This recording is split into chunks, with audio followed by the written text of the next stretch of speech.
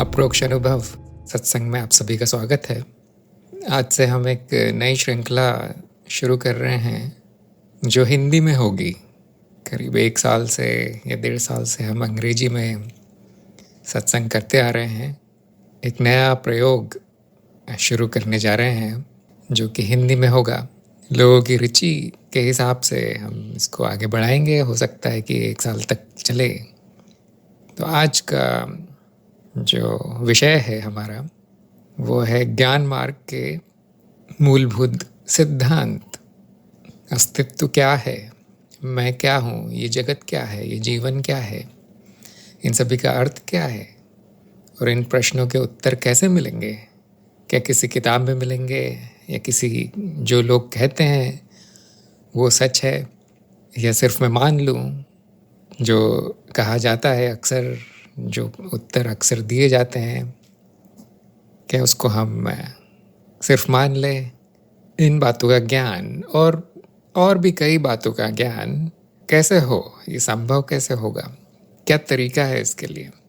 और सबसे महत्वपूर्ण जो है वो आध्यात्मिक प्रश्न है। जो मूल तत्व है उसका ज्ञान कैसे हो, वो हमारा उद्देश्य है इस सत्संग का। जो दैनिक ज़रूरी चीज़ों का ज्ञान है वो तो हम जानते हैं कैसे होता है। स्कूल, कॉलेज या आप जहाँ काम करते हैं वहाँ से ज्ञान मिल ही जाता है। लेकिन जो ज़्यादा महत्वपूर्ण प्रश्न है उनका ज्ञान बड़ी कठिनाई से मिलता है, और क्या सच है क्या गलत है वो जानना बड़ा मुश्किल होता है। इसीलिए सभी लोग अज्ञान से भरे दिखते हैं और उसी हिसाब से वो उनके कर्म होते हैं। और अज्ञान से जो कर्म होते हैं उनका फल दुख, तकलीफ और कठिनाई, यही सब होता है। इन प्रश्नों के उत्तर, इनका ज्ञान यदि हम चाहते हैं तो उसके लिए हमें ज्ञान मार्ग पर चलना पड़ता है। ज्ञान मार्ग का अर्थ है ऐसा जीवन जिसका मुख्य उद्देश्य ज्ञान की प्राप्ति हो। यही ज्ञान मार्ग है। छोटा मोटा ज्ञान तो सबको चाहिए रहता है, लेकिन उसको ज्ञान मार्ग नहीं कहेंगे।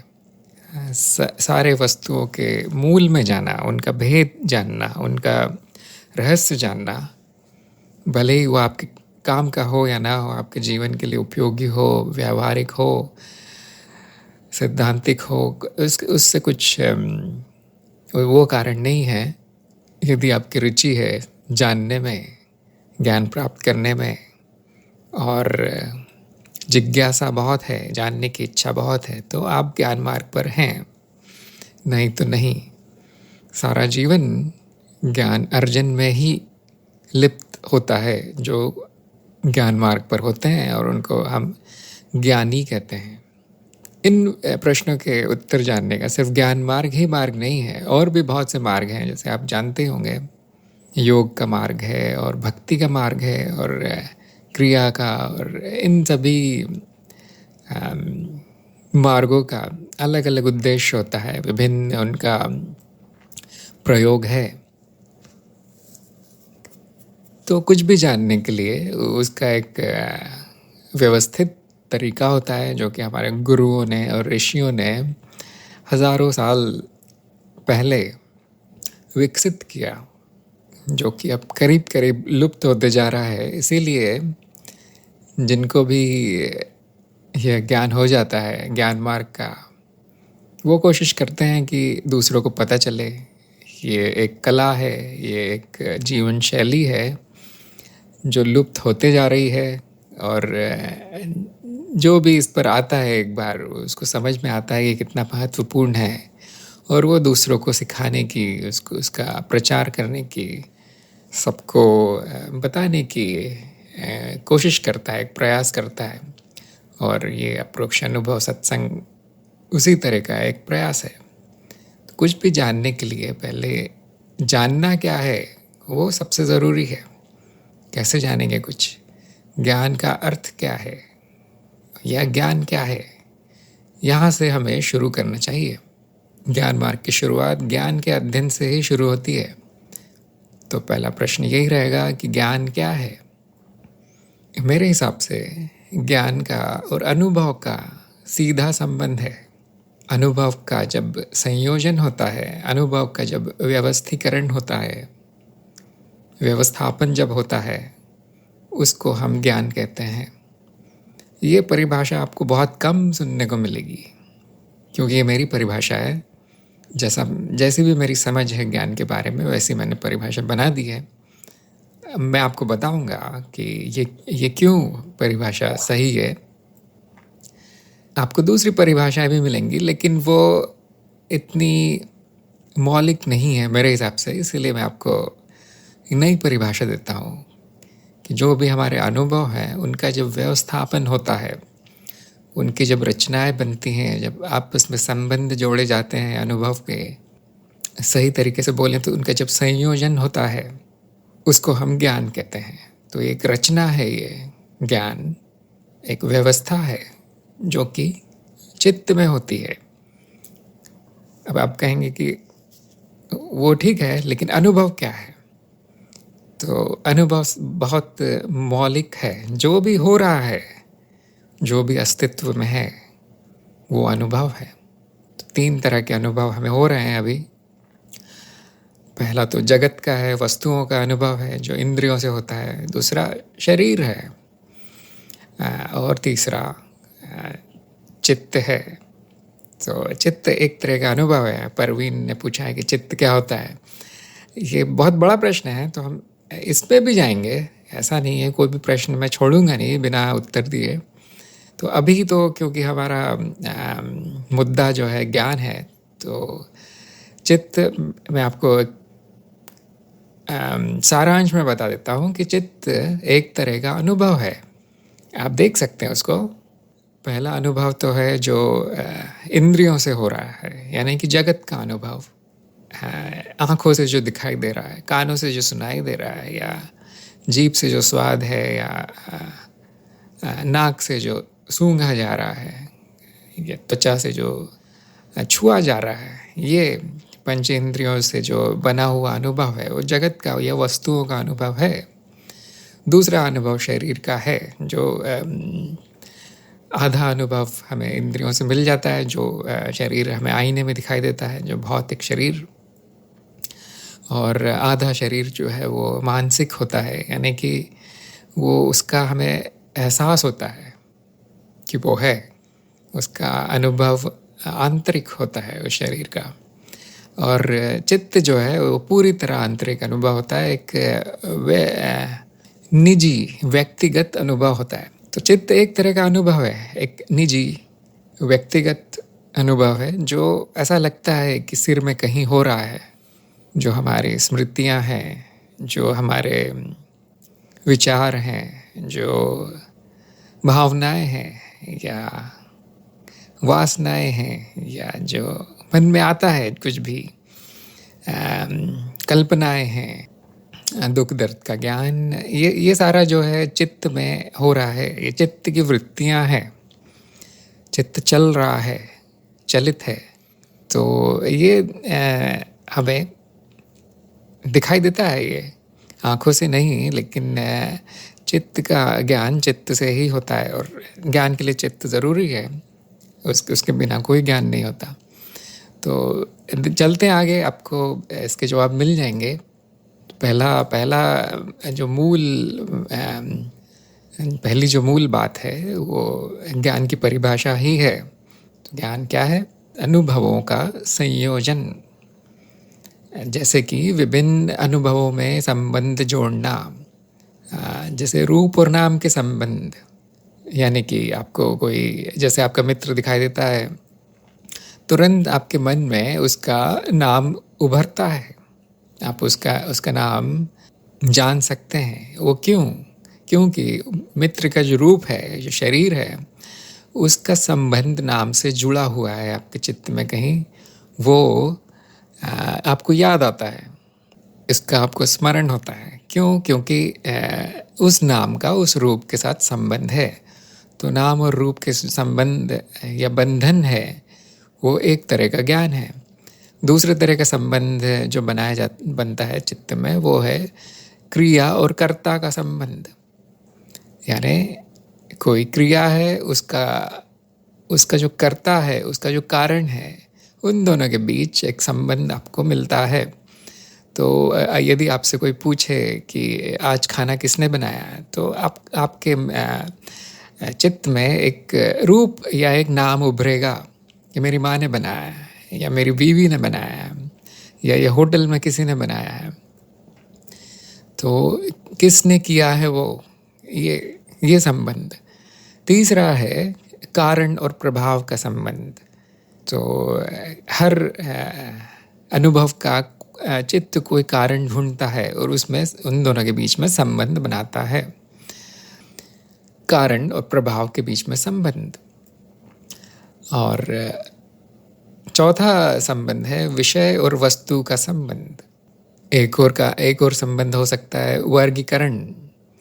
जैसे आपको कोई जानवर दिखाई देता है, जैसे 4 पैर हैं, 1 पूँछ है, 2 सींग है, तो वो एक तरह का एक वर्ग में आता है जिसको हम जानवर कहेंगे या जीवित वस्तु कहेंगे। तो ऐसे वर्गीकरण है हमारे, हज़ारों तरह के हैं। हमने हर चीज़ को बांट रखा है वर्गों में।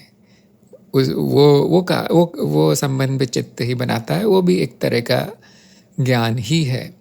एक और तरह का ज्ञान है सार ग्रहण, यानी चीज़ों का सार क्या है, इसका चित्त निर्माण करता है। जब उसको अनुभव आते हैं तो उसका सार जो है वो निकालता है, और ये एक तरह का ज्ञान बन जाता है।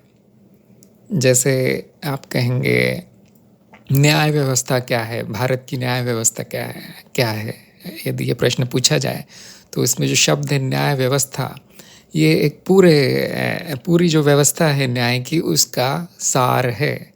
तो यदि आप जैसे ही आप न्याय व्यवस्था कहते हैं, वो एक तरह का आपको सारा का सारा ज्ञान की ओर इशारा करता है, ज्ञान को इंगित करता है कि उसके नीचे काफ़ी परतों में सारा न्याय का ज्ञान छुपा हुआ है। और भी कई तरह की व्यवस्थाएं हो सकती है, जैसे अवधारणा, किसी चीज़ की अवधारणा, मान्यता। जैसे गुरुत्व, हर चीज़ जो आप फेंकते हैं हवा में, वो पृथ्वी पर वापस आती है, वापस गिरती है। या पानी हमेशा नीचे की तरफ बहता है। इसके पीछे एक ज्ञान है, एक अनुभव है जिसकी अवधारणा हमने बना दी है और हम उसको गुरुत्व कहते हैं। ये एक तरह की अवधारणा है, एक मान्यता है जो कि उस अनुभव को दर्शाती है, उसकी व्याख्या करती है, उसका कारण बताती है कि जो अनुभव है। सिर्फ नाम ही है, लेकिन उसके पीछे सारी अवधारणा छुपी है। उसके बाद एक और तरह का ज्ञान है जिसे हम कहते हैं विवेक। सही या गलत, सच या झूठ, सत्य असत्य, ये जानना एक तरह का व्यवस्थापन करना है। क्या चीज़ सही है, क्या चीज़ अनुभव के हिसाब से है, क्या चीज़ अनुभव में नहीं है, इसको कहते हैं विवेक। क्या वास्तविक है, क्या अवास्तविक है, ये जानने की कला, ये जानने की योग्यता विवेक होता है। इसके बाद और भी कई तरह की व्यवस्था हो सकती है। एक और मैं आपको बता देता हूँ, वो है अनुक्रम। यानी कि एक अनुभव को दूसरे के नीचे व्यवस्थित करना। अनुक्रम मतलब जैसे आप किसी सरकारी ऑफिस में जाएंगे, सरकारी दफ्तर में, तो सबसे ऊपर जो है अधिकारी होता है, उसके नीचे क्लर्क होते हैं, उसके नीचे छोटे अधिकारी होते हैं, फिर चपरासी होते हैं, फिर ऐसे अलग अलग इनके पद होते हैं लोगों के। किसी भी आप कंपनी में या दफ्तर में जाएंगे तो ये है अनुक्रम। एक के नीचे दूसरा पद होगा, ऐसी एक व्यवस्था होगी, और हर पद पर, हर परत पर एक विशेष तरह का कार्य आपको दिखेगा। ये एक तरह की संरचना है, एक तरह की व्यवस्था है। तो मैं आपको फिर से बता देता हूँ कि ज्ञान क्या है। अनुभवों का संयोजन ज्ञान है, व्यवस्थापन ज्ञान है। व्यवस्थापन से क्या मतलब है? विभिन्न अनुभवों में संबंध बनाना। किस तरह के संबंध? नाम रूप के संबंध, क्रियाकर्ता के संबंध, कारण प्रभाव, विषय वस्तु, वर्गीकरण, सार ग्रहण, अवधारणा, मान्यता, विवेक और अनुक्रम। ये मैंने कुछ ढूंढ के निकाले हैं संबंध। और भी हो सकते हैं, काफ़ी हो सकते हैं। तो आपको मैं एक तरह का होमवर्क देता हूँ कि ज्ञान के अंदर जो विभिन्न संबंध हैं वो ढूंढ के उनकी लिस्ट बनाएं। आपको काफ़ी उससे सहायता मिलेगी समझने में कि ज्ञान को क्यों नियोजन या संयोजन क्यों कहा गया है, क्यों यह परिभाषा हम उपयोग करने वाले हैं इस हमारे हमारे हमारे सत्संग के लिए। आप दूसरी पुस्तकों में देखेंगे तो आपको कई परिभाषाएं मिलेंगी। ज्ञान दर्शन एक तरह का दर्शन है, आपको उसमें तरह तरह की परिभाषाएं मिलेंगी। जो गुरु हैं, गुरुजन हैं या ऋषि हैं, जो इनके मास्टर हैं, उन्होंने अपनी अपनी परिभाषाएं बना ली हैं। तो मैंने उनको पढ़ा, समझा और मुझे ये परिभाषा सबसे पसंद आई, क्योंकि ये हमारे एक मौलिक अनुभव पर आधारित है। ये कोई अवधारणा पर नहीं है, ये मतलब ठोस धरातल पर आधारित है ज्ञान की ये परिभाषा। कि ज्ञान अनुभव से आता है और अनुभव का व्यवस्थापन जब चित्त में होता है उसको हम ज्ञान कहते हैं। एक तरह की रचना है जो चित्त में बनती है। चित्त फिर से एक अनुभव है हमारा। हम आप ज्ञान का अनुभव कर सकते हैं। और 3 तरह के मैंने आपको अनुभव बताए हैं, जगत का, शरीर का, चित्त का। एक और है स्व का अनुभव। खुद का भी अनुभव होता है, लेकिन हम उसको अनुभव के वर्ग से निकाल देते हैं अभी के लिए। मैं आपको सिर्फ 3 ही अनुभव बताऊंगा, क्योंकि जो स्वयं का अनुभव है वो थोड़ा विशेष अनुभव है। उसमें इतना आसान नहीं है वो समझना है। उसका ज्ञान जो है, स्व का ज्ञान, दूसरे तरह का ज्ञान है, उस चित्त में नहीं होता है। यहाँ से हम शुरू करने वाले हैं, ज्ञान क्या है। तो अगला प्रश्न आता है कि ठीक है ये संयोजित होता है, लेकिन कहाँ संयोजित होता है? तो उत्तर इसका मैं दे चुका हूँ पहले ही। ये चित्त में होता है। चित्त एक तरह का अनुभव है। आप ज्ञान का भी अनुभव कर सकते हैं। जो ये व्यवस्थापन, जो रचना बनी है, चित्त में बनती है। और इसको हम नाम देते हैं संस्कार। जब अनुभव होते हैं तो वो चित्त पर एक छाप छोड़ते हैं। इस छाप को हम संस्कार कहते हैं। जैसे आप गीली मिट्टी पे चले तो आपके पैरों की छाप गीली मिट्टी पर छूट जाती है, बन जाती है। कोई भी अनुभव जब चित्त के संपर्क में आता है तो एक छाप छोड़ता है चित्त पे। इसे हम स्मृति भी कहते हैं, लेकिन स्मृति इतना सही शब्द नहीं है। जो सही शब्द है वो है संस्कार। तो अनुभव चित्त पर संस्कार छोड़ते हैं, छाप छोड़ते हैं। जब ये संस्कार संयोजित होते हैं, नियोजित होते हैं, इनका व्यवस्थापन होता है। चित्त में एक प्रक्रिया है जो ये व्यवस्थापन करती है। ज्ञान अर्जन या ज्ञान का संयोजन एक प्रक्रिया है जो चित्त में चल रही है। अनुभव आते जाते हैं, उनका अपने आप संयोजन होता जाता है। ये संबंध अपने आप बनते जाते हैं। ये एक चित्त वृत्ति है। चित्त की भी परिभाषा एक आपको दे देता हूँ, थोड़ी कठिन परिभाषा है।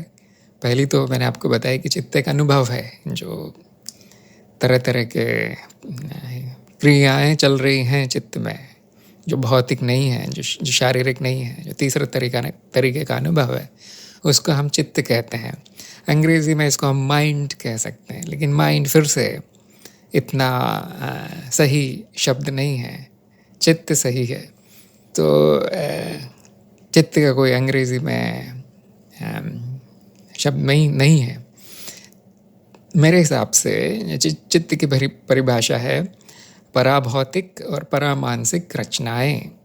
तो आपको अभी समझ में नहीं आएगी, क्योंकि हम एक पूरी पूरी की पूरी सत्संग ही चित्त पर करने वाले हैं आगे जाके। इसके बारे में बहुत गहरा विश्लेषण होने वाला है। तो अगर आपको ये समझ में नहीं आए कि मैंने क्या बोला है तो घबराने की बात नहीं है। इसका बहुत विस्तार से वर्णन मैं दूंगा आपको। चित्त बहुत महत्वपूर्ण चीज़ है, इसको समझना। अभी आप इतना ही समझ लीजिए कि ये आपका मानसिक अनुभव है, आपका व्यक्तिगत अनुभव है। चित्त तीन तरह के अनुभव में से ये तीसरा है।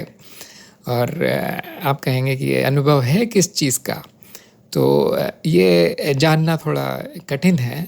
अभी मैं आपको सिर्फ शब्द दे देता हूँ इसके कि ये पराभौतिक और परामानसिक रचनाएं हैं। चित्त हर अनुभव जो है ये रचनाएं बनाता है। ये सारी रचनाएं जो है वो चित्त की अनुभवों द्वारा बनती है। कैसे बनती है? जब उन अनुभवों की छाप चित्त पर बनती है। इनको ही हम संस्कार कहते हैं। तो पराभौतिक का अर्थ होगा जो भौतिक के बाहर है, जो भौतिक के ऊपर है। जहाँ भी परा ये शब्द आ जाता है आगे, इसका मतलब है उसके ऊपर। सो ये भौतिक रचनाएं नहीं है। आपको चित्त दिखाई नहीं देगा आँखों से, सुनाई नहीं देगा। कोई भी आप मशीन लगा लें या कोई भी यंत्र लगा लें, उसमें आपको दिखाई नहीं देगा ये, क्योंकि विशेष तरह का अनुभव है। कोई भी उपकरण, साधन, यंत्र, उससे चित्त आपको दिखाई नहीं देता। इसीलिए पराभौतिक कहा गया है। परामानसिक ये आपको जो रचनाएं हैं वो सिर्फ वृत्ति के रूप में दिखाई देती हैं। आंतरिक इंद्रियां हैं, अंतकरण है जो, वो आपको सिर्फ वृत्तियां दिखाई बताएगा। आपको वो वृत्तियां कहाँ से उठ रही हैं वो आपको कभी नहीं दिखाई देंगी। तो इसीलिए परामानसिक, ये मानसिक भी नहीं है चित्त। लेकिन हम जानते हैं कि ये रचनाएं हैं क्योंकि उनके प्रभाव हमें दिखाई देते हैं। तो कुछ लोग उसको ऊर्जा भी कह सकते हैं, एनर्जी भी कह सकते हैं। कुछ लोग उसको शक्ति भी कह सकते हैं, चित्त शक्ति। तो जो चित्त चलित है तो आपको उसके प्रभाव दिखाई देंगे। लेकिन वो क्या है, वो रचनाएं क्या है, संस्कार आप देखने जाएंगे तो आपको नहीं दिखाई देंगे, क्योंकि वो भौतिक नहीं है, पराभौतिक है। मानसिक भी नहीं है, परामानसिक है। उसका दर्शन नहीं हो सकता। तो लेकिन ये रचनाएं हैं। तो मान लीजिए सिद्धांतिक है, ये सिद्धांतिक परिभाषा है जो ज़्यादा आपके अनुभव में है। वो है जो चित्त में होने वाली वृत्तियाँ, वो आपके अनुभव में हैं। तो दोनों तरीके से समझ सकते हैं। अनुभव के परिणाम स्वरूप चित्त पर संस्कार बनते हैं। ये रचनाएं हैं। जब संस्कारों का आपस में संबंध जुड़ता है, जो कि एक चित्तवृत्ति है, तो वो उसको हम ज्ञान कहते हैं। मेरे हिसाब से ये कठिन परिभाषा है, लेकिन यदि आप थोड़ा सा इस पे समय देंगे, थोड़ा सा इसके बारे में विचार करेंगे, समझने की कोशिश करेंगे, तो आपको समझ में आ जाएगा। यदि ये समझ में आ गया तो आगे सब कुछ आसान हो जाएगा। जो मूल तत्व है वो समझना काफ़ी महत्वपूर्ण है। अगर वो समझ में नहीं आया तो अगला मैं जो भी कहने वाला हूँ वो उसका कुछ अर्थ नहीं निकलेगा। वो सब सिर्फ आपका समय नष्ट करना है। इसीलिए मैं इसको थोड़ा सा समय देना चाहता हूँ।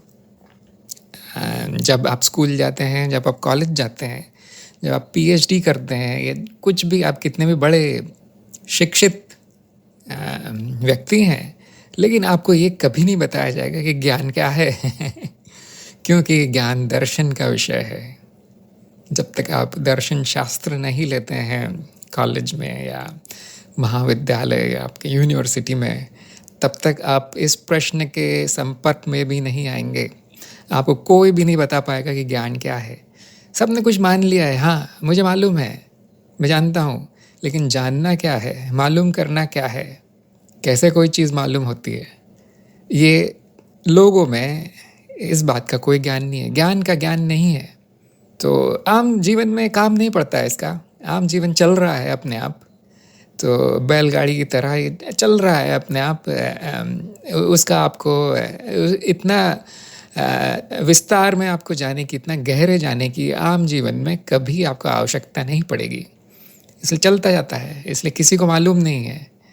लेकिन जैसे ही आप थोड़े मूल तत्व पर जाते हैं कि मेरा जीवन क्या है, इसका अर्थ क्या है, या मैं क्या हूँ, या ये सारा जगत क्या है, ये इन प्रश्नों के उत्तर यदि आप जानना चाहते हैं तो आपको सबसे पहले जानना ज़रूरी है कि ज्ञान क्या है।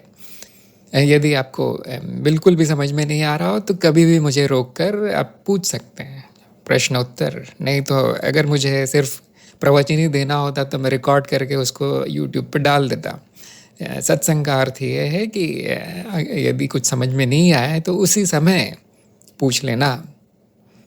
सत्संग का यह उद्देश्य होता है। नहीं तो आप ये चीज़ें किताबों में भी पढ़ सकते हैं, लेकिन किताबों से इतना अच्छा समझ में नहीं आता है, क्योंकि किताब से आप प्रश्न नहीं पूछ सकते। ज्ञान कहाँ से योजित होता है आपको अभी पता चल गया है कि चित्त में होता है, संस्कारों के रूप में। संस्कार यानी कि छाप, अनुभवों की छाप। चित्त दिखाई नहीं देगा आपको, पराभौतिक और परामानसिक होता है, ये रचनाएं हैं, नहीं दिखाई देंगी। तो अगला प्रश्न है कि ज्ञान का सृजन कौन करता है, ये सब कौन कर रहा है। तो जैसा कि मैंने कहा, चित्त खुद ही कर रहा है। ये चित्त की एक वृत्ति है। वृत्ति का मतलब प्रक्रिया। वृत्ति शब्द बार बार आएगा। मैं हर बार मतलब उसको कम से कम 100 बार तो बोलने ही वाला हूँ। वृत्ति तो आपको समझना ज़रूरी है कि वृत्ति क्या होती है। वृत्ति शब्द वृत्त से निकला है। वृत्त का मतलब है घेरा, गोल, सर्कल। वृत्ति मतलब घेरे में चलना। अब आपको थोड़ा सा समझ में आ गया होगा। जब कोई क्रिया बार बार चलती है एक घेरे में, उसको हम प्रक्रिया कहते हैं, प्रोसेस कहते हैं। तो जो चित्त वृत्ति है, चित्त में चलने वाली प्रक्रियाएं हैं, जो कि अपने आप को दोहराती हैं, यानी कि एक वृत्त के रूप में चलती हैं। वो जब समाप्त हो जाती है तो फिर से चालू होती है। जैसे दिन और रात, ये एक वृत्ति है। जब दिन खत्म होता है रात शुरू होती है, रात खत्म होती है दिन निकलता है। दिन और रात दोहराना, उसकी आवृत्ति करना, इस शब्द का अर्थ है वृत्त का। और उसी से ये शब्द निकला है वृत्ति। तो चित्त में जो प्रक्रियाएं चल रही हैं, जो दोहराती रहती हैं, पुनरावृत्ति उनकी होती रहती हैं, उनको वृत्तियां कहते हैं। जैसे शरीर में भी ये प्रक्रियाएं हैं, जैसे सांस लेना या हृदय गति हमेशा धड़कता रहता है, एक वृत्त में चलता रहता है। सांस भी चलती रहती है एक वृत्त में। तो ये सारी प्रक्रियाएं हैं, जब वो दोहराती हैं हम उनको वृत्ति कहते हैं। तो ज्ञान का सृजन एक तरह की वृत्ति है, ये चल रही है। संबंध बनाना अनुभव में अपने आप होता रहता है। अगर कोई कहे कि मैं जान रहा हूँ या मैं ये ज्ञान ले रहा हूँ, तो ये कहना गलत होगा। वो अपने आप हो रहा है। यदि आप कुछ भी नहीं करते हैं, यदि आप का कोई उद्देश्य नहीं है कि आपको ज्ञान मिले, तो भी सिर्फ क्योंकि आप जीवित हैं, सिर्फ क्योंकि अनुभव हो रहे हैं, वो ज्ञान जो है अपने आप जमा होता जा रहा है, ज्ञान संग्रह होता जा रहा है आपके चित्त में। इसको टाल नहीं सकते, इसको आप रोक नहीं सकते। ज्ञान का अर्थ ये नहीं है कि जो आपने किसी बड़ी किताब में लिखी हुई कोई बड़ी चीज़ जान ली है, या कोई आप समझ लीजिए डॉक्टर हैं या सर्जन हैं या वैज्ञानिक है, आपने कोई गूढ़ बात जान ली है, ये ज्ञान नहीं है। अनुभव आपके चित्त के पटल पर उभरते रहते हैं और उनके आपस में संबंध बनते रहते हैं, और वो ज्ञान जमा होता जाता है, ज्ञान संग्रह होता जाता है। तो सिर्फ क्योंकि आप जीवित है, आपको ज्ञान मिल रहा है, ये अपने आप हो रहा है। ये जो प्रक्रिया है, ये अपने आप चलती है, इसको कोई करता नहीं है।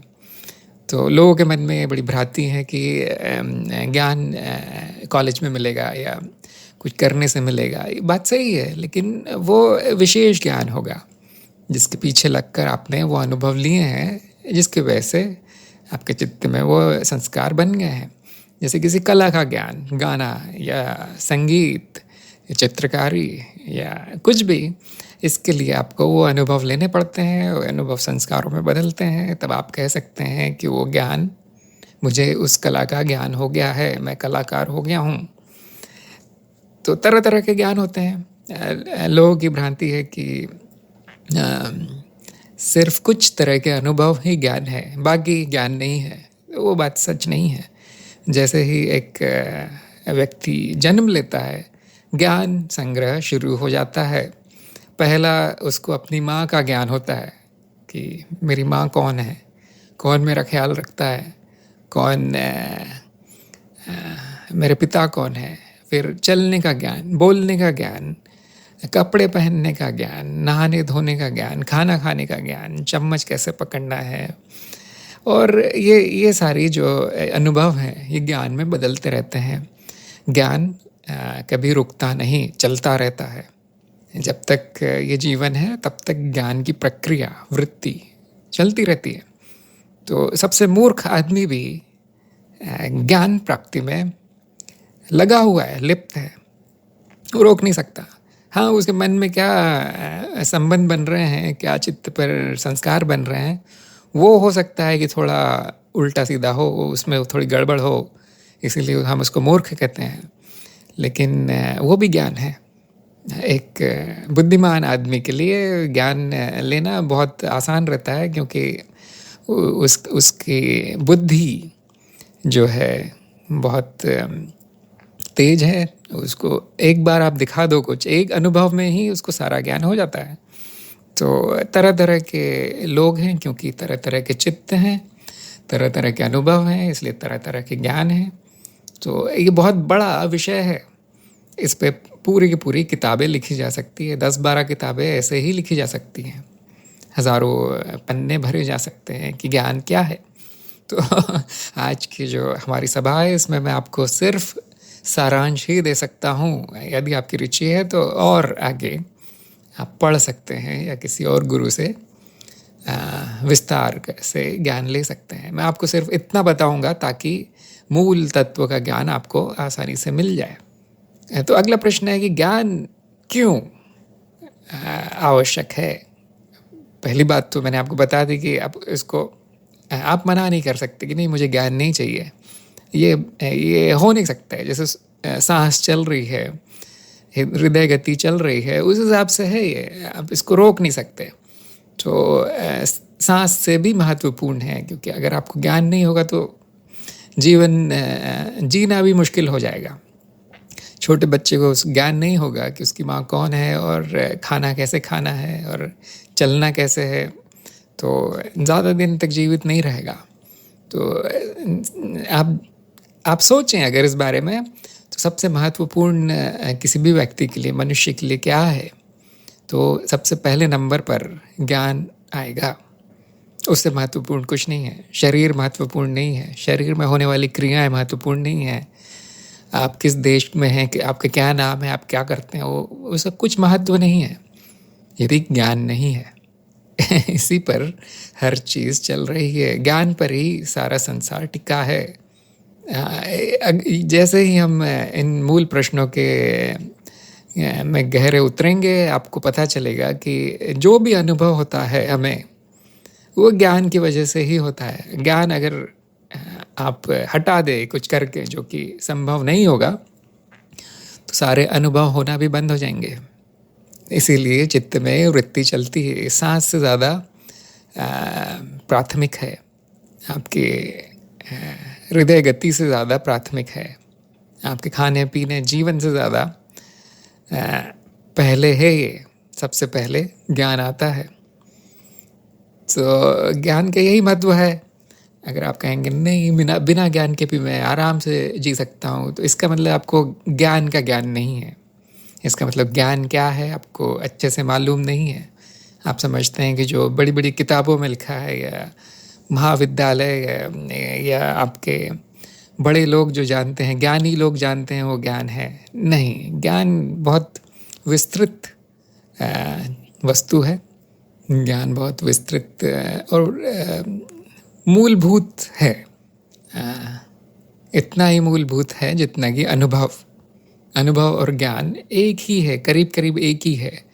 बस इतना फ़र्क है ज्ञान में और अनुभव में कि अनुभव शुद्ध होता है, ज्ञान उसका संस्करण होता है। उसका जब विभिन्न अनुभवों में संबंध बना दिए जाते हैं, वो अनुभव ज्ञान कहलाता है। तो अब आप समझ सकते हैं कि अनुभव आपके लिए कितना महत्वपूर्ण है। बिना अनुभव के लिए, अनुभव के कुछ है क्या? जो भी है अस्तित्व में वो अनुभव ही है।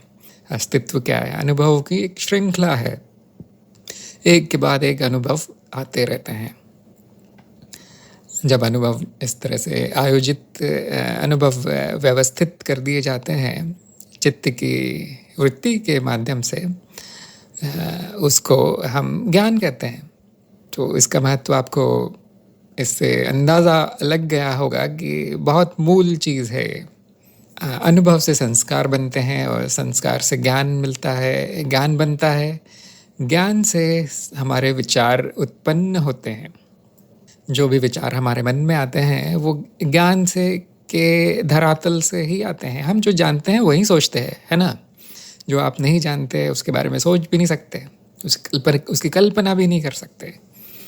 और जो हमारे विचार हैं, जो मन में वृत्तियां हैं, उसी से हमारी वाणी बनती है, उसकी वाणी की रचना होती है। वाणी से कर्म होते हैं।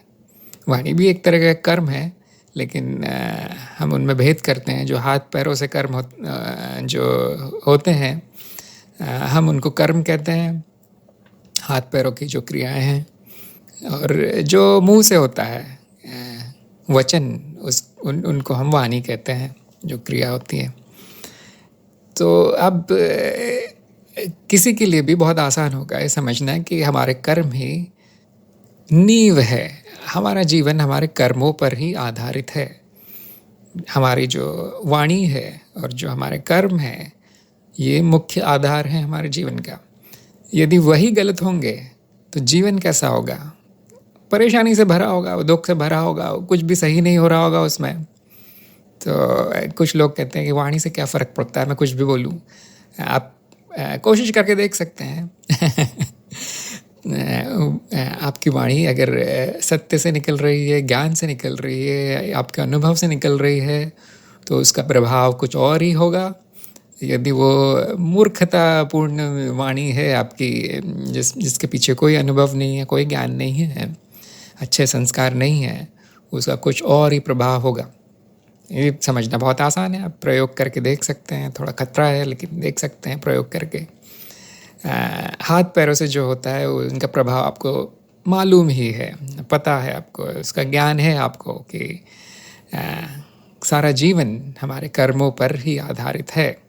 हमारे जो संबंध है लोगों के साथ, माता पिता या परिवार जनों के साथ या मित्रों के साथ या आपके कार्यालय या आपके अधिकारियों के साथ जिनके नीचे आप काम कर रहे हैं, या आपके ऊपर जो लोग शासन कर रहे हैं, आपकी सरकार या जो भी है, ये सारे संबंध जो है वाणी पर आधारित है, आपके वचनों पर आधारित है। अगर आप मीठा बोलते हैं, अगर आप प्रेम दिखाते हैं वाणी से, तो संबंध है, नहीं तो वो संबंध खराब हो जाते हैं, वो संबंध शत्रुता में बदल जाते हैं। वाणी को आप छोटा मोटा ना समझें, सब बहुत बड़ी चीज़ है मनुष्य के लिए। जानवरों के लिए हो सकता है उनके कर्म ही आधार हों, लेकिन मनुष्य के लिए वाणी सबसे बड़ा कर्म है। इसको लोग बड़ा हल्के तरीके से लेते हैं, कुछ भी बोलते हैं जो मन में आता है, और इसीलिए उनका जीवन ऐसा जंजाल है। इसीलिए उनका जीवन दुख से भरा है, या दिशाहीन है, मतलब भटके हुए हैं लोग, क्योंकि वाणी पर उनका वाणी को साधा नहीं है उन्होंने। और उसका कारण है अज्ञान, ज्ञान का अभाव। विचार जो चल रहे हैं मन में वो ज्ञान से ही निकलते हैं, उनका सृजन जो है ज्ञान से ही होता है। ज्ञान नहीं है तो उस तरह के विचार आएंगे। जिस तरह के विचार आएंगे, उस तरह की वाणी, उस तरह के कर्म होंगे। तो आप देखिए, आपके जीवन का आधार ज्ञान है। इससे ज़्यादा महत्वपूर्ण क्या है? एक तरह का मैं आपको होमवर्क देता हूँ कि करके देखिए प्रयोग, कि ज्ञान से महत्वपूर्ण आपको कुछ मिले, उसकी लिस्ट बना लीजिए, उसको लिख लीजिए एक पेज पे। अगली बैठक में, अगली सभा में आप मुझे बताइए कि हाँ, मुझे एक चीज़ मिली है जो ज्ञान से ज़्यादा महत्वपूर्ण है, ज्ञान से ज़रूरी है। और आप खुद ही देख सकते हैं कि इससे ज़्यादा महत्वपूर्ण कुछ भी नहीं है। ज्ञान को, ज्ञान का अध्ययन ज्ञान मार्ग है, और इसीलिए ज्ञान मार्ग से महत्वपूर्ण कुछ भी नहीं है एक मनुष्य के लिए। सर्वोपरि है ज्ञान मार्ग। जितने भी मार्ग हैं वो आपको ज्ञान के तरफ ही ले जाते हैं, ज्ञान की तैयारी ही करवाते हैं, और किसी मार्ग का और कोई उद्देश्य नहीं है। इसीलिए ज्ञान मार्ग को सीधा मार्ग कहा गया है। ज्ञान से महत्वपूर्ण कुछ भी नहीं है। सारे मार्ग आपको ज्ञान की तरफ ही ले जाते हैं। अगर आपका गुरु देखता है कि सीधा ज्ञान नहीं मिल सकता इस व्यक्ति को, तो आपको दूसरे मार्ग दिए जाते हैं। पहले चित्त शांत कर लो, एक जगह बैठना सीख लो, आपकी वाणी सही कर लो, आपके कर्म सही कर लो, तो उसका उल्टा भी प्रभाव पड़ता है। क्योंकि अगर ज्ञान से कर्म प्रभावित हो रहे हैं तो कर्म से ज्ञान प्रभावित होता है। ये मतलब दोनों तरह से इसका प्रभाव मिलता है। उस विषय में हम बाद में बात करेंगे, क्योंकि वो और भी बड़ा विषय है, ज्ञानार्जन। लेकिन अभी मैं इसी सवाल का जवाब देने की कोशिश कर रहा था कि ज्ञान क्यों महत्वपूर्ण है। तो इससे ज़्यादा महत्वपूर्ण कुछ भी नहीं है। इस पे आप विचार कर सकते हैं, थोड़ा ज़रा मनन करके देखिए इस बात पे कि क्यों ये आधार है। जीवन की जो गुणवत्ता है उसका आधार ज्ञान है। और हमें क्या चाहिए? सुख से भरा जीवन चाहिए, इससे ज़्यादा हमें कुछ नहीं चाहिए। यही हमारा लक्ष्य है, और वो पूरी तरह से ज्ञान पर आधारित है। तरुण, गौरव बोल रहा हूँ। बोलिए गौरव। हम लोग जो ये बात कर रहे हैं, आपका कहना बिल्कुल सही है। लेकिन ज्ञान को भी मेरे ख्याल से हम लोग दो तरीकों से देखते हैं। एक तो अनुभव आधारित ज्ञान और एक सैद्धांतिक ज्ञान। और शायद मनुष्य मूल रूप से ये भूल कर देता है कि वो सैद्धांतिक ज्ञान को ही ज्ञान समझ लेता है। और बहुत सारे लोग, मतलब हमारे जो एक तो होता है लौकिक ज्ञान, जो हमें अपने रोज के जीवन में, और जब से हम पैदा हुए हैं तब से हमारी माँ से, गुरु से, कलीग से जो हमको मिलता है, और उसको हम, और हमारे जीवन उपयोगी ज्ञान होता है, बेसिकली उसको हम लौकिक ज्ञान बोले। तो इसको बाद में आध्यात्मिक यात्रा में हम उसे अज्ञान की उपाधि देते हैं, क्योंकि शुरुआत में हमको बताया जाता है, जब हमारी माँ हमको बोलती है, जब हमें अपना नाम का ज्ञान कराया जाता है कि गौरव कहाँ है, तो वो हमें उंगली दिखाती है और कहती है यहाँ है, तो हम अपने इस देह को हम समझ लेते हैं कि मैं देह हूँ बेसिकली। और फिर उसके बाद में और भी कुछ चीजें जुड़ती जाती हैं। फिर कोई पद दे देता है, फिर कोई ग्रेड दे देता है, फिर कोई रैंकिंग दे देता है, और इसी तरीके से हमारी चीज ये बढ़ती चली जाती है। इसे हम शुरुआत में ज्ञान ही समझते हैं बेसिकली। लेकिन फिर बात मालूम पड़ता है कि ये ज्ञान नहीं है। जब आध्यात्मिक यात्रा पे हम लोग चालू करते तो हमें इसे ही ज्ञान बताया जाता है कि तुमने सब अज्ञान इकट्ठा करके रखा हुआ है, अब इससे तुम्हें तिलांजलि देनी है, अब इससे तुम्हें बहाना है। और जो सही ज्ञान है, जो बिल्कुल बेसिक अनुभव आधारित ज्ञान, उसको लेके और उसके ऊपर आधारित हमें यात्रा शुरू करनी है। तो शायद ज्ञान और अज्ञान ये बहुत सापेक्ष वाली चीजें हैं कि हम किस कंटेक्स्ट में, किस सापेक्ष में हम बात कर रहे हैं, उसके आधार पे हम किसी चीज को ज्ञान या अज्ञान की उपाधि देते हैं। और मुझे लगता है किसी भी रूप में सैद्धांतिक ज्ञान से ज्यादा बड़ा ज्ञान अनुभव आधारित ज्ञान होता है, क्योंकि सैद्धांतिक ज्ञान एक बहुत बड़ी भ्रांति हमारे मन में पैदा करता है कि हम बहुत कुछ जानते हैं, लेकिन एक्चुअली नहीं जानते।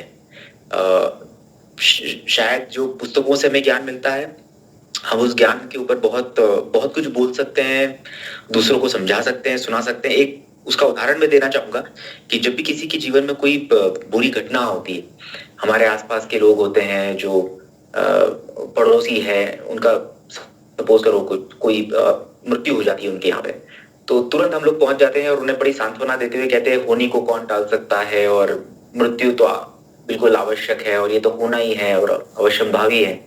लेकिन वही चीज़ जब हमारे घर पे कुछ होता है तो हम वो सब ज्ञान भूल जाते हैं और हम भी रोने लगते हैं, हम भी भाव विवल हो जाते हैं, हम उस ज्ञान को उस समय भूल जाते हैं।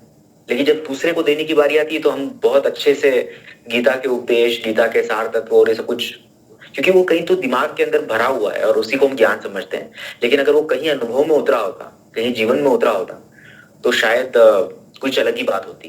तो मुझे लगता है कि मतलब हम में से बहुत सारे मनुष्य गलती करते हैं कि जो एक सैद्धांतिक ज्ञान है या जो कहीं से कहा सुना हुआ ज्ञान है, उसी को हम लोग ज्ञान समझने लग जाते हैं। और ये विभाजन करना बहुत जरूरी है कि कौन सा सैद्धांतिक ज्ञान, कौन सा बुकिश नॉलेज जिसे हम कहते हैं कि पुस्तकों से कमाया हुआ ज्ञान, और कौन सा हमारा अनुभव आधारित ज्ञान है। उसको डिस्क्रिमिनेट करना बहुत जरूरी है, मतलब ये मुझे लगता है। बिल्कुल सही बात है। आप जिस ज्ञान की बात कर रहे हैं वो ज्ञान नहीं है, उसको अप्रत्यक्ष ज्ञान कहते हैं या परोक्ष ज्ञान कहते हैं।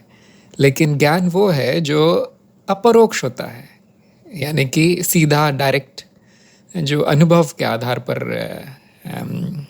जो व्यवस्थाएं बनती हैं, संस्कार बनते हैं चित्त में, वही ज्ञान होता है।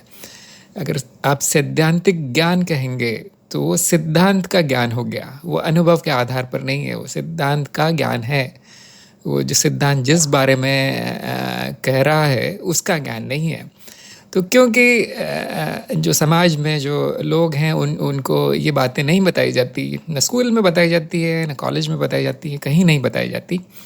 आप सबसे बड़ा ज्ञानी ढूंढ ले आपके शहर का, उसको भी नहीं मालूम होगा कि ज्ञान क्या है। सिर्फ आध्यात्मिक जो मार्ग पर हैं लोग, या ज्ञान मार्ग पर हैं, या जो ज्ञान दर्शन का अध्ययन करते हैं, उन्हीं लोगों को मालूम है, जो कि 1% से भी कम है। 1000 में एक जो है जिनको थोड़ा बहुत मालूम होगा कि क्या चीज़ ज्ञान है, क्या चीज़ सिद्धांत है, क्या चीज़ सिर्फ जानकारी है जो किताबों में लिखी है, इन्फॉर्मेशन, और क्या चीज़ जो आपके अनुभव से आपको मिली है। इनमें लोग भेद नहीं कर पाते, उनको मालूम नहीं चलता। किसी ने कुछ बोल दिया कि हाँ ये सच है, मान लेते हैं। तो वो हमारे शास्त्रों के अनुसार या हमारे ऋषियों के अनुसार उसको ज्ञान नहीं कहते हैं। बहुत स्पष्ट तरीके से उन्होंने बता दिया है कि ये ज्ञान नहीं है, यह ज्ञान है, और ये अवधारणाएं हैं, ये मान्यताएं हैं। तो लगता है कि ज्ञान है, मुझे हर चीज़ मालूम है, लेकिन जब तक अनुभव नहीं होता है तब तक ज्ञान नहीं होता है। इसीलिए मैं आपको बता रहा था मैंने ये परिभाषा क्यों चुनी, क्योंकि आपको परिभाषा से ही पता चल जाता है कि ज्ञान क्या है, क्या चीज़ है। तो परिभाषा अनुभव का संयोजन या व्यवस्थापन, ये ज्ञान में बता रहा हूँ कि ये परिभाषा है मेरी। तो आप परिभाषा से ही समझ सकते हैं कि अनुभव पहला है।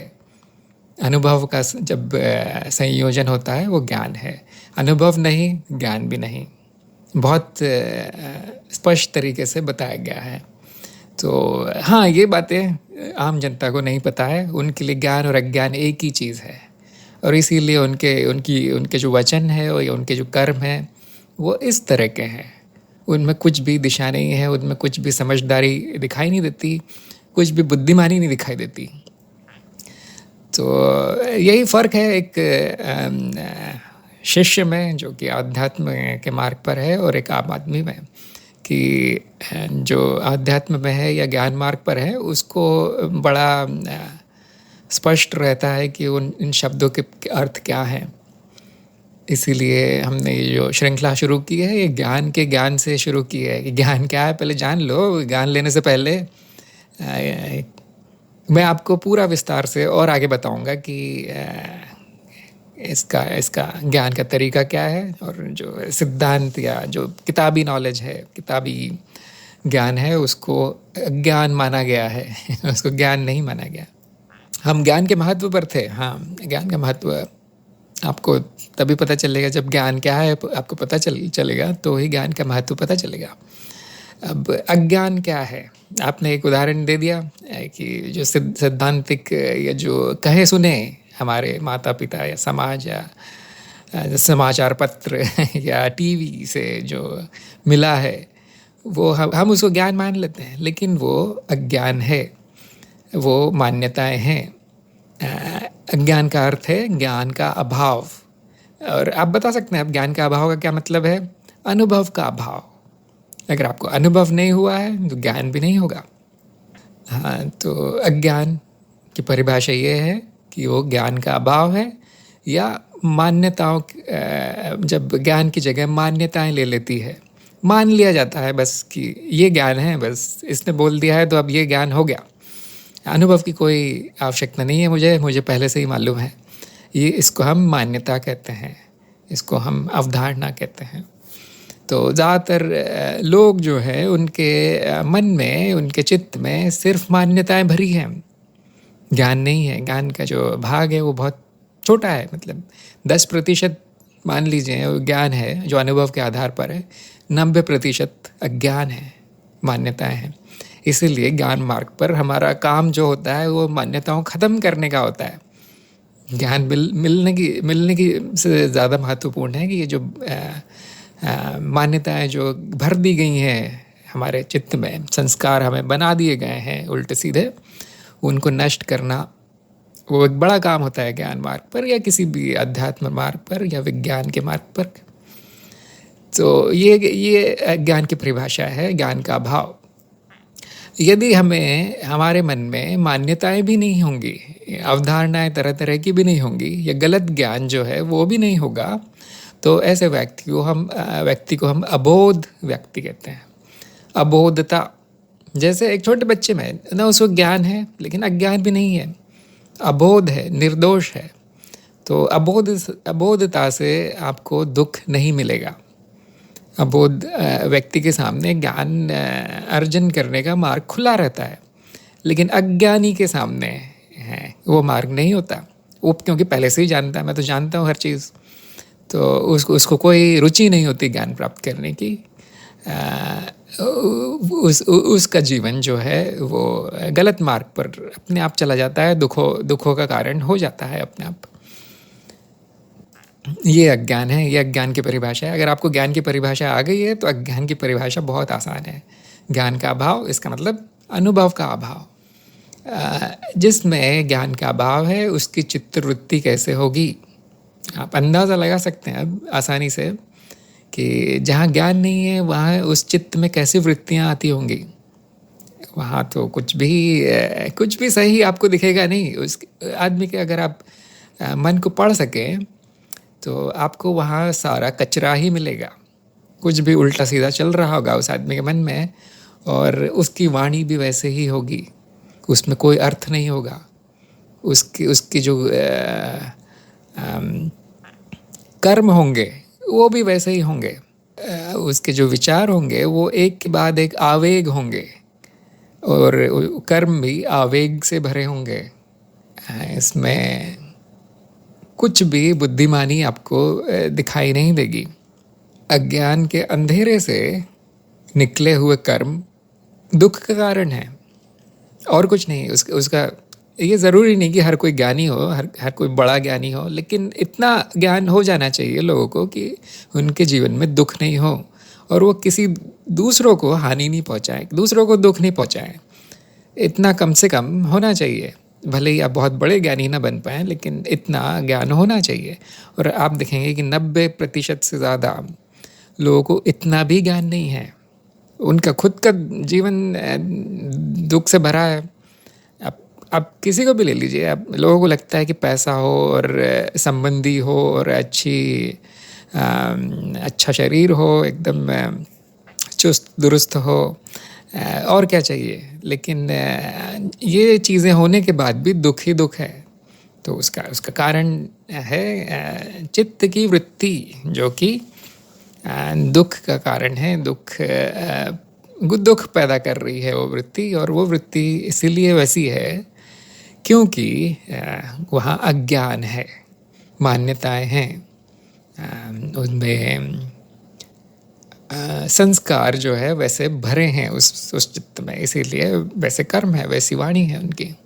दुख और बंधन का कारण जो है, मुक्त नहीं है लोग, सुखी नहीं है, उसका कारण है अज्ञान।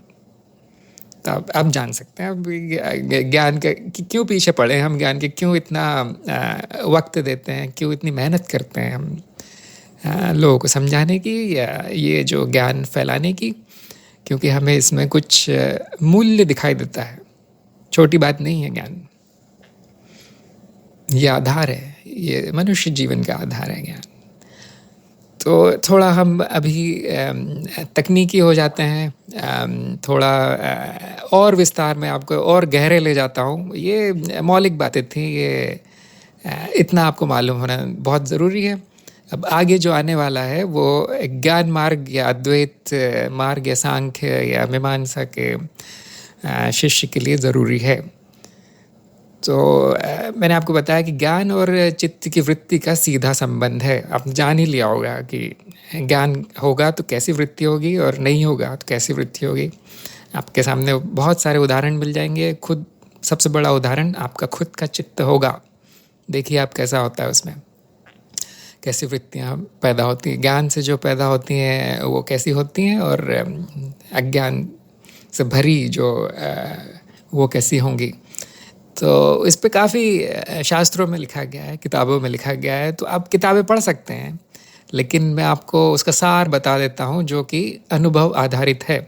आप प्रयोग करके उसको पूरी तरह से जांच पड़ताल कर सकते हैं। आपको मानने की ज़रूरत नहीं है, क्योंकि यदि मैं कहूँ 5 मिनट पहले मैं कह रहा था कि आपका अनुभव या आपका ज्ञान है, और मैं अभी कहूँ कि हाँ अभी जो नई बात जो मैं बता रहा हूँ वो किताब से बता रहा हूँ, तो फिर उसका कुछ मतलब नहीं निकलेगा। इसका मतलब मैं खुद को ही गलत सिद्ध कर रहा हूँ।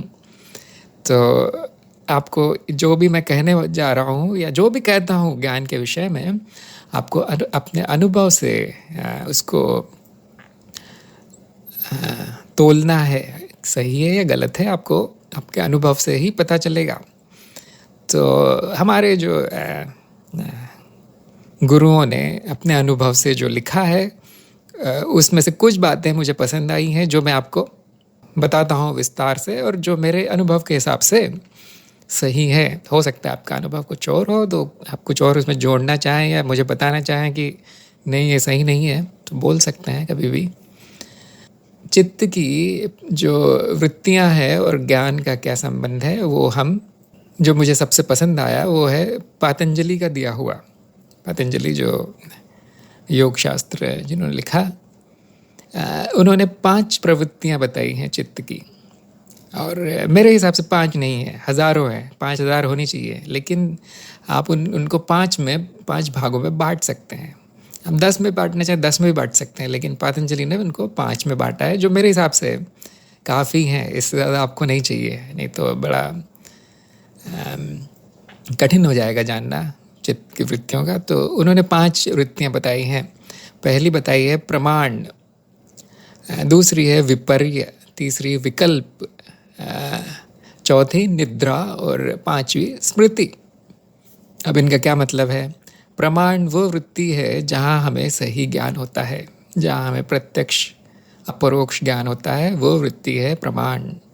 जैसे मैं अभी देखता हूँ खिड़की के बाहर तो मुझे रात दिखाई देती है, तो ये रात का समय है, ये प्रामाणिक ज्ञान है। इसके सामने मेरे सामने प्रमाण दिखाई दे रहा है, तो ये वृत्ति जो है हुई, ये ज्ञान जो बना वो सही ज्ञान है। दूसरी जो वृत्ति है विपर्य, इसका अर्थ है उल्टा ज्ञान या गलत ज्ञान।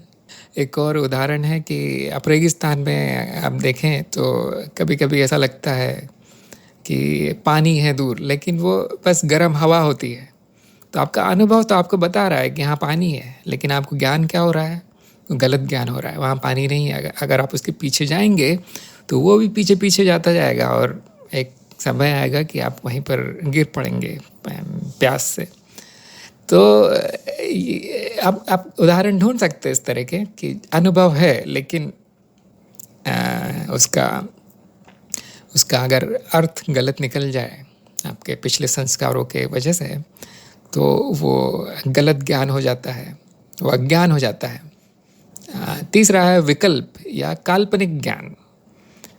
ये सबसे बड़ा कारण है अज्ञान का, कल्पना करना किसी चीज़ की और उसको ज्ञान मान लेना। यही गौरव ने बताया कि लोगों ने जो तरह तरह की धारणाएं बना के रखी हैं वही सिखाई जाती हैं, और आपके मन में क्या होता है, कल्पना भर होती है उसकी, उसको आप ज्ञान मान लेते हैं। इसको पतंजलि ने विकल्प कहा है, ऐसी वृत्ति को विकल्प कहा है। उदाहरण के लिए अंधश्रद्धा जिसको कहते हैं, बहुत लोगों का ऐसी मान्यता है कि वो मंदिर में जाके नारियल फोड़ेंगे या पूजा करेंगे तो उनको कुछ मिलेगा। हो सकता है पैसे मिले, हो सकता है कुछ सफलता मिले। ये एक तरह का विकल्प है, क्योंकि अगर ये आपका अनुभव है तो ठीक है, अगर अनुभव में नहीं है तो सिर्फ ये कल्पना है। कुछ लोगों की काफ़ी सारी कल्पनाएं रहती हैं। एक शर्ट है, मान लीजिए आप वो पहन के कहीं जाते हैं, कुछ उस दिन बुरा हो जाता है, अगले दिन आप उस शर्ट को हाथ नहीं लगाएंगे, क्योंकि मन में ये संस्कार बैठ गया है कि वो मैं जब गया था ये शर्ट पहनी थी, आज मैं पहनूंगा, दोबारा कुछ बुरा हो सकता है। तो ये विकल्प है, और आप देखेंगे कि ये इतना ज़्यादा है हमारे आसपास। ये तो मैंने कुछ सीधे सीधे उदाहरण दे दिए इस समय, मेरे मन में उतने ही मुझे इतना ही याद आ रहा है। लेकिन आप देखेंगे कि ज़्यादातर जो अज्ञान है वो विकल्प के रूप में है। बहुत से हैं, जैसे मैं ये फ़ोन ख़रीदूँगा तो सबको सब लोगों में मेरी शान बढ़ेगी, सब मुझे आदर की नज़रों से देखेंगे, आदर की दृष्टि से देखेंगे, मेरा सम्मान करेंगे। क्यों? क्योंकि मेरे पास इस शहर का सबसे महंगा फ़ोन है, या सबसे महंगी माला, हीरो की अंगूठियाँ या सोने के गहने मैंने पहने हैं, तो इससे मेरा मान बढ़ेगा। ये एक तरह का विकल्प है, क्योंकि मुझे नहीं लगता किसी को प्रसन्नता होती है किसी को किसी और को देखकर इतना। वो जो आपको मान सम्मान देते हैं वो या तो दिखावटी होता है, मन में तो जलन होती है, या कुछ और ही भाव होते हैं, या फिर वो डर के मारे वो उस तरह का व्यवहार करते हैं, लोग आपको सम्मान देते हैं। तो एक बार इस तरह का विकल्प मन में बैठ जाए तो उसको निकालना बहुत मुश्किल होता है। चौथी वृत्ति जो बताई है चित्त की, वो है निद्रा, यानी सुषुप्ति, जो गहरी नींद है। उसमें क्योंकि कोई अनुभव नहीं है तो कोई ज्ञान भी नहीं होता और कोई अज्ञान भी नहीं होता, क्योंकि ये दो जो है, तीन ऊपर की जो मैंने बताई वृत्तियाँ, वो भी नहीं होती। प्रमाण, विपर्य और विकल्प, ये तीनों नहीं होते निद्रा में। तो इसका ज्ञान से यही संबंध है कि दोनों, ज्ञान और अज्ञान दोनों से मुक्ति उस अवस्था में मिलती है चित्त को। निद्रा की अवस्था में वो ज्ञान और अज्ञान से दूर रहता है। स्मृति, ये पांचवी वृत्ति है। तो स्मृति में बहुत सी चीज़ें आ जाती है आपके, जो दिन में जो सपने देखते हैं वो भी है, रात में जो सपने देखते हैं वो भी स्मृति है, और कुछ याद करते हैं वो भी स्मृति है, और कुछ पढ़ते हैं वो भी स्मृति है। ये एक तरह का संचेत ज्ञान है, ये जमा हुआ ज्ञान है। इसमें दोनों तीनों तरीके के हो सकते हैं, किसी भी तरीके के ज्ञान आपको आपकी स्मृति में हो सकता है। सही ज्ञान भी हो सकता है, और स्मृति के बिना ज्ञान होगा भी नहीं। तो सही ज्ञान, गलत ज्ञान, अज्ञान, ये अबोधता, ये सारी चीज़ें जो है स्मृति से निकलती हैं। तो ये 5 वृत्तियां हैं और उनका ये ज्ञान से संबंध है। उसमें से सिर्फ एक वृत्ति जो कि प्रमाण है, वो सही ज्ञान से जुड़ी है, जिससे कि आपको ज्ञान मिलता है। बाकी सारी वृत्तियां हैं सिर्फ अज्ञान है। तो ये अब चित्त पर भी है, मतलब कि उसकी ज़्यादातर वृत्तियाँ ज्ञान से ही संबंधित है, ज्ञान से नहीं। इसलिए बड़ा ध्यान रखना पड़ता है कि कौन सी चित्त की क्या अवस्था हो कि ज्ञान मिले। तो सिर्फ एक वृत्ति है जिससे कि आपको ज्ञान मिलेगा, उसको कहते हैं प्रमाण। प्रमाण को ज्ञान अर्जन करने का सही तरीका बताया गया है, क्योंकि प्रमाण अनुभव से संबंधित है। अगर आपको सीधा अनुभव मिल रहा है, अपरोक्ष अनुभव आपको हो रहा है, तो वो प्रमाण है। और आपका जो चित्त है वो विपर्य में नहीं जा रहा है, उसे गलत अर्थ नहीं निकाल रहा है, तो आपको ज्ञान मिलेगा, नहीं तो अज्ञान। प्रमाण के जो है विभिन्न दर्शनों में विभिन्न भेद बताए गए हैं, उनके अलग अलग तरीके के प्रमाण बताए गए हैं। तो पहला तो आपने देखा क्या है, वो है प्रत्यक्ष या अपरोक्ष। जब आपका अनुभव प्रत्यक्ष है, किसी भी तरह का अनुभव हो सकता है, वो तीन में से तीन मूल जो अनुभव है उनमें से किसी भी तरह का अनुभव हो सकता है, लेकिन यदि वो अपरोक्ष है, प्रत्यक्ष सीधा है, तो उसको प्रमाण कहेंगे। दूसरा तरीका है, उसको अनुमान कहा गया है। अनुमान यानी कि तार्किक, जो तर्क पर आधारित हो। जैसे कहीं आपको धुआं दिखाई देता है तो आप कहेंगे हाँ वहाँ आग भी होनी चाहिए। तो आग का आपको ज्ञान कैसे हुआ? धुएं से हुआ, क्योंकि आपके चित्त में पहले से एक संबंध बना हुआ है। जहाँ भी आपने धुआं देखा वहाँ आपको आग दिखी, तो आपका वो संबंध, पुराना ज्ञान जो है वो आपकी स्मृति में आएगा और आप उससे अनुमान लगा सकते हैं कि वहाँ आग भी है। ऐसे ही आप अनुमान लगा सकते हैं कि यदि आपको काले बादल दिखाई दे रहे हैं आसमान में, तो आप कह सकते हैं कि हाँ कहीं बारिश हो रही है या बारिश होने वाली है। तो आपको ये ज्ञान कैसे हुआ? ये भी आपका पुराना प्रत्यक्ष अनुभव चित्रवृत्ति से, स्मृति के माध्यम से आपको वो ज्ञान करवाता है। समझ सकते हैं कि ये भी एक प्रमाण का ही प्रकार है, अनुमान लगाना, लेकिन ये तर्क पर आधारित होना चाहिए। अगर ये तर्कहीन है तो आप गलत अनुमान लगा बैठेंगे और वो विपर्य विकल्प बन जाएगा, जैसे कि ऊपर मैंने बताया आगे पहले। तीसरा उन्होंने भेद बताया है, ये पतंजलि का नहीं है, ये न्याय दर्शन का है। तो तीसरा जो उन्होंने बताया वो है उपमान, यानी कि किसी चीज़ की किसी दूसरी चीज़ से उपमा देना। यदि आपका प्रत्यक्ष अनुभव नहीं है तो आप उस चीज़ का ज्ञान उपमा से भी थोड़ा बहुत कर सकते हैं, लेकिन फिर वो आपको उसका प्रत्यक्ष ज्ञान करना ही पड़ता है। लेकिन आप समझ सकते हैं कि क्या कहा गया है।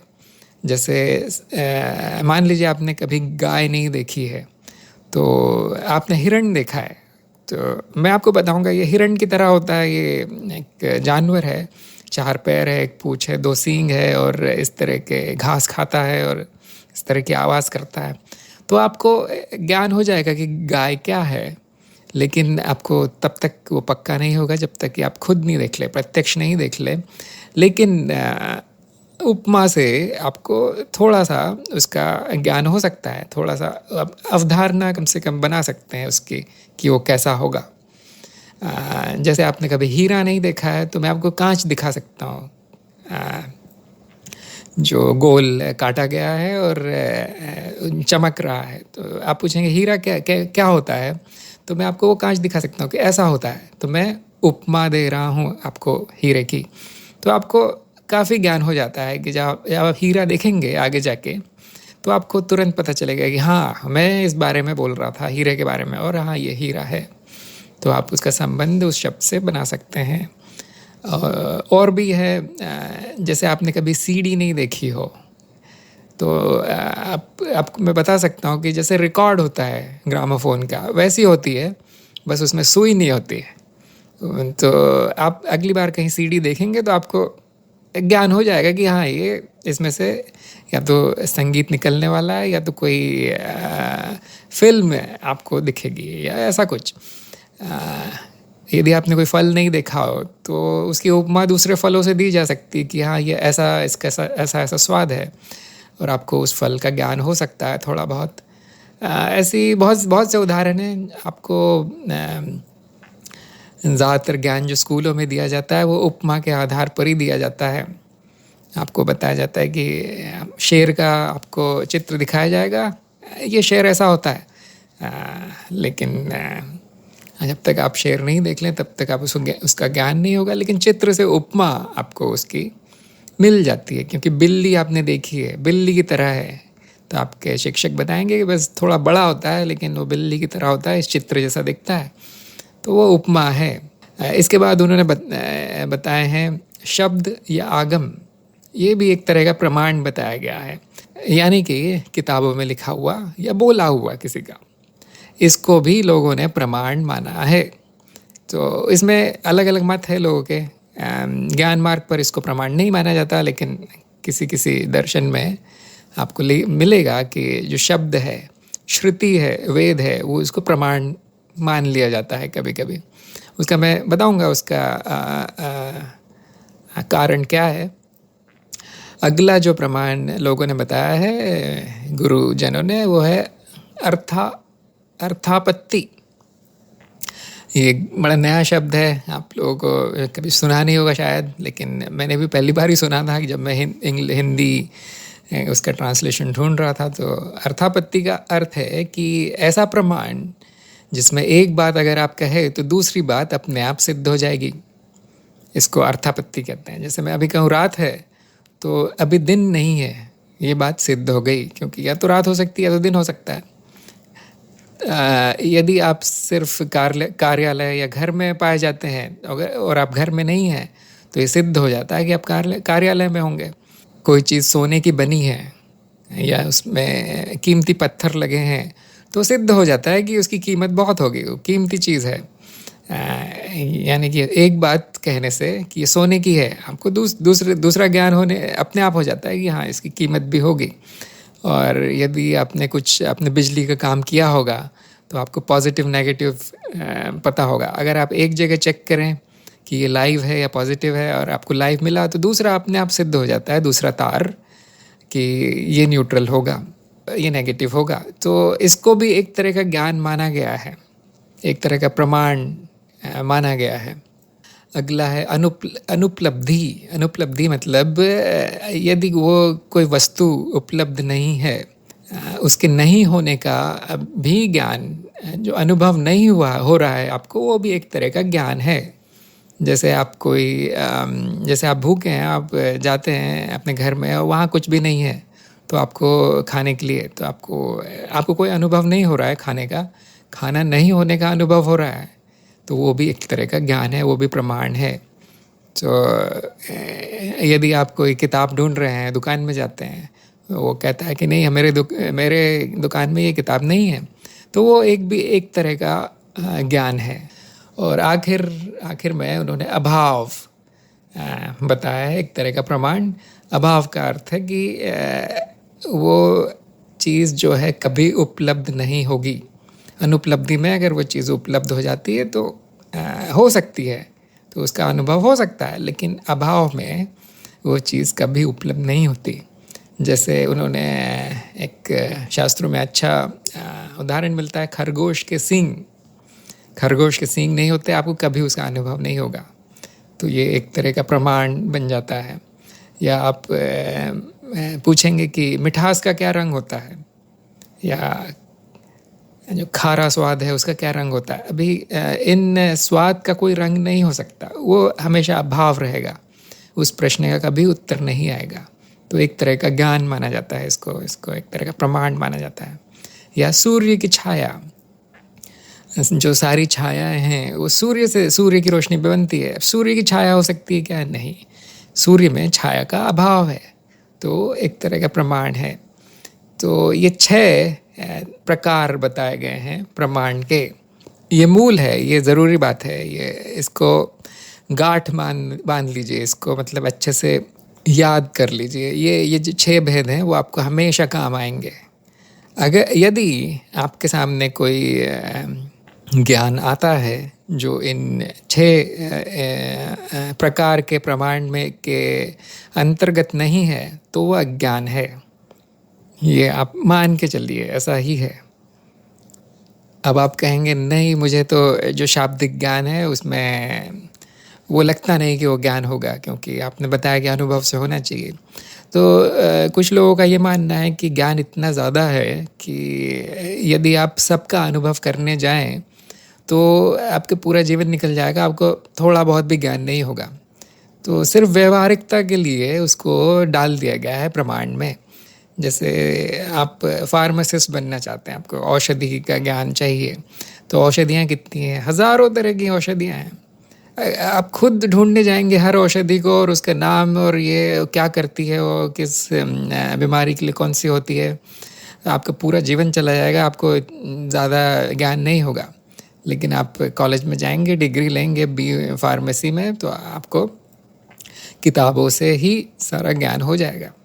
तो जो यहाँ पर जो व्यवहारिकता में के हिसाब से देखा जाए तो शब्द ज्ञान काम की चीज़ है, इसलिए कुछ गुरुजनों ने उसको डाल दिया है प्रमाण में। ये उस पर निर्भर करता है कि आपको भरोसा कितना है उस पुस्तक पर, उस किताब पर जहाँ से वो ज्ञान आ रहा है। अगर आपको उस पर पूरा भरोसा है, आपकी श्रद्धा है, तो वो आपके लिए प्रमाण है, नहीं तो नहीं।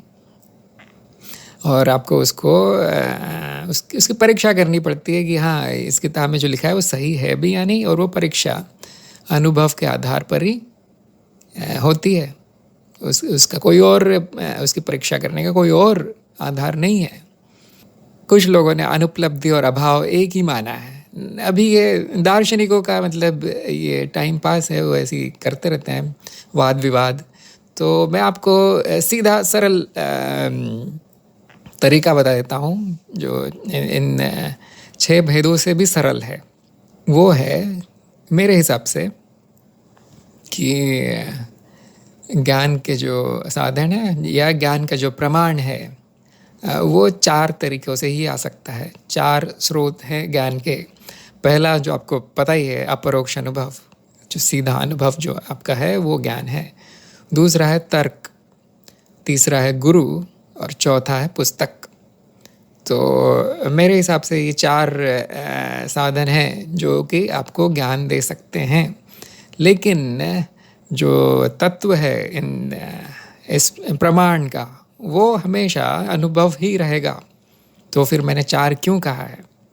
यदि आपको ये 6 जो है वो थोड़े कठिन लग रहे हो, या लग रहा हो कि नहीं ये ठीक नहीं है, उपमान से कैसे ज्ञान हो सकता है किसी को, तो बात सही है।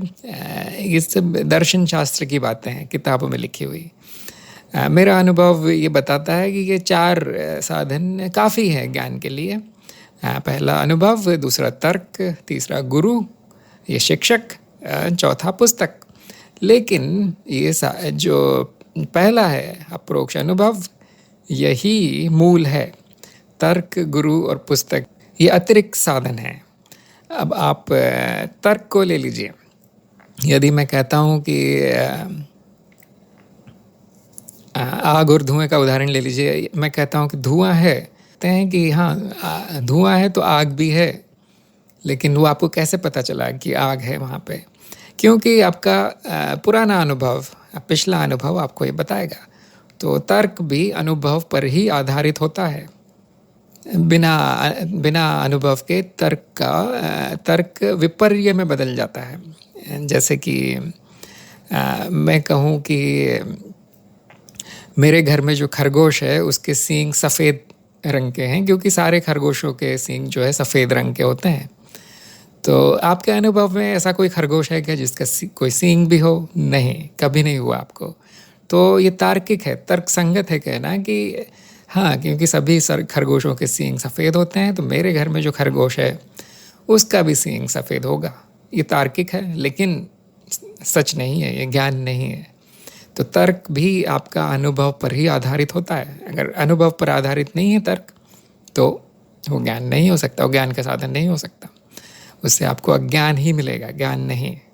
ऐसे बहुत से आपको उदाहरण मिल जाएंगे आपके आसपास, लोग जो समझते हैं कि हाँ पूरी तरह से वो तार्किक है, तर्कसंगत है, लेकिन उनके अनुभव में नहीं होता है। वो सिर्फ मान लिया जाता है कि हाँ ये सही है। तो जो तीसरा है माध्यम, वो है गुरु का।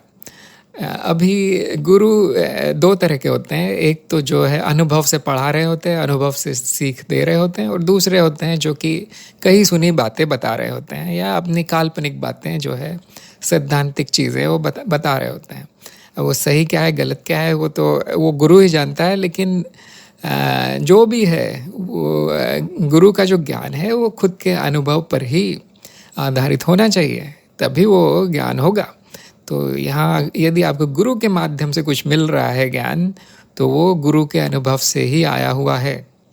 यदि नहीं आया है तो आपको अज्ञान मिलेगा, ज्ञान नहीं। तो यहाँ पर फिर से आप देखेंगे कि अनुभव ही मूल है, अनुभव ही आधार है। यहाँ पर वो आपका अनुभव नहीं है, आपके गुरु का अनुभव है, जो कि गुरु आपको देने की कोशिश कर रहे हैं। तो गुरु के माध्यम से भी जो ज्ञान आता है वो भी अनुभव से ही आता है, गुरु सिर्फ माध्यम है। और चौथा जो है पुस्तक जो है वो किसी ने लिखी होती है, और यदि वो अनुभव के आधार पर लिखा गया है तो पुस्तक ज्ञान का माध्यम है। लेकिन यदि उसमें अनुभव के आधार पर नहीं है, यदि वो विकल्प है या विपर्य है या फिर उसमें कुछ भी भर दिया गया है, तो वो अज्ञान का माध्यम है, वो ज्ञान का नहीं है। तो आप देखेंगे कि जो नंबर 2, 3 और 4 है, उससे आपको ज्ञान भी मिल सकता है और अज्ञान भी, दोनों। आपकी श्रद्धा कितनी है उस पर निर्भर करता है। यदि आप उसको ज्ञान का साधन मानते हैं तो ठीक है, नहीं मानते हैं, अगर आपको उस पर शक है तो फिर वो ज्ञान का साधन नहीं हो सकता। इसीलिए जो ज्ञान का जो तत्व है, जिस ज्ञान का जो सार है, वो सिर्फ अपरोक्ष अनुभव ही है। हम जिस दर्शन के बारे में ज़्यादातर से बात करेंगे वो है वेदांत, वो है अद्वैत। और अद्वैत में सिर्फ 2 ज्ञान के साधन बताए गए हैं, वो है अपरोक्ष अनुभव और तर्क, यानी कि अनुमान का अर्थ तर्क भी, दोनों शब्दों का अर्थ एक ही है। अनुमान मतलब तार्किक ज्ञान। मान का अर्थ होता है किसी चीज़ का नाप लेना। प्रमाण का भी वहीं से वो शब्द निकला है, प्रमाण। अनुमान भी वहीं से निकला है, उपमान भी वहीं से निकला है। तो जब तक अनुभव नहीं है तब तक ज्ञान नहीं होता, लेकिन उसके जो कई दूसरे माध्यमों से भी आ सकता है। दूसरों का अनुभव भी आप उपयोग कर सकते हैं। आपको उसकी परीक्षा करनी होती है, और परीक्षा कैसे करेंगे? आपके अपने अनुभव से। तो मैं जो भी यहाँ कह रहा हूँ उसकी आपको परीक्षा करनी पड़ेगी, उसको जांचना पड़ेगा। मेरी बातों को ज्ञान न माने, जब तक वो आपका अनुभव नहीं होता तब तक वो ज्ञान नहीं होगा आपको, किसी और की कही हुई बात होगी। तो पुस्तकों में जो लिखा है कब काफ़ी उससे मदद मिलती है, लेकिन यदि आपने उसको जांचा नहीं है, तौला नहीं है अपने अनुभव के आधार पर, तो खतरा होता है कि आपको अज्ञान मिल रहा है वहाँ से। ये मतलब दोनों चीज़ें हो सकती है। इन तर्क भी, अनुमान भी इसी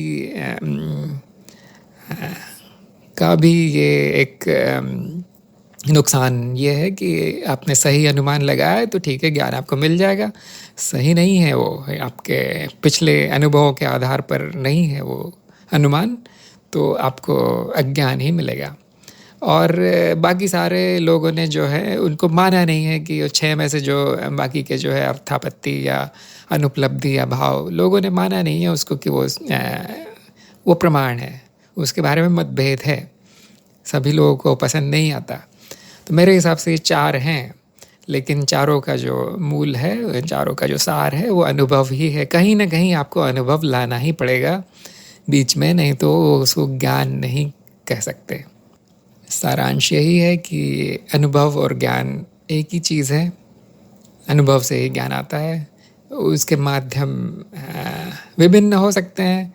आखिर में आपको अनुभव पर ही विश्वास करना है और किसी चीज़ पर विश्वास नहीं करना है। ये पुस्तक है, गुरु और ये जो है एक तरह का शॉर्टकट है, लेकिन आपको पक्का अनुभव तब तक, पक्का ज्ञान तब तक नहीं आएगा जब तक कि अनुभव नहीं होगा। आपके मन में हमेशा एक शक रहेगा कि ये सही है या नहीं है। लिखा तो है यहाँ, गुरु ने भी कहा है, बहुत लोग कहते हैं, लेकिन जब तक आपको अनुभव नहीं होगा उसका ज्ञान नहीं होगा। ख़ास तौर से आध्यात्मिक ज्ञान के लिए वो ज़रूरी है। अगर आपके सामने कोई लाता है कि हाँ ये आध्यात्म का ज्ञान है, ये इस किताब में लिखा है, तो आपको आँख बंद करके उसको नहीं मानना है।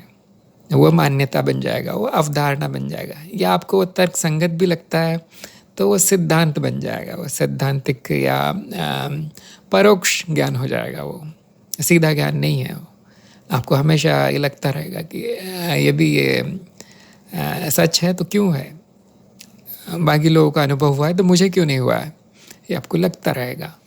तो जब तक अब अनुभव नहीं होता तब तक पक्का ज्ञान नहीं होता।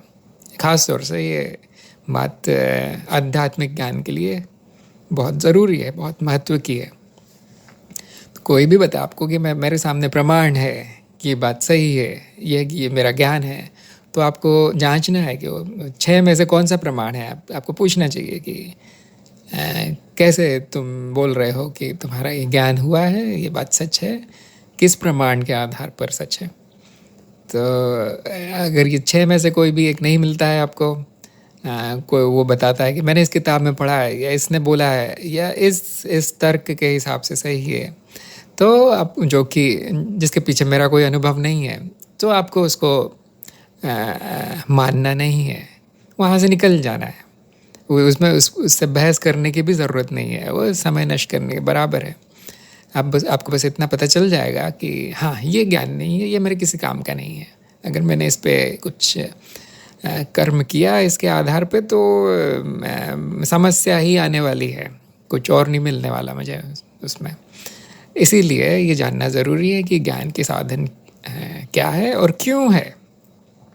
इस पे काफ़ी वाद विवाद चलता रहता है, जो सांख्य और मीमांसा और न्याय और अद्वैत और बौद्ध और जैन, इन लोगों में जो है, दार्शनिकों में चलता रहता है इनका वाद विवाद कि हाँ, ये भी सही है लेकिन इस हिसाब से सही है, उस हिसाब से सही नहीं है, और ये साधन है या वो साधन है। अगर आप विज्ञान में देखेंगे, जो पश्चिमी विज्ञान है, उसमें पहला और दूसरा जो अद्वैत का जो प्रमाण, 2 तरीके के प्रमाण जो अद्वैत में माने गए हैं, वो पश्चिमी विज्ञान में भी वही है। तो वैज्ञानिक पहला जो ज्ञान का जो साधन है वो है प्रयोग, यानी कि अनुभव।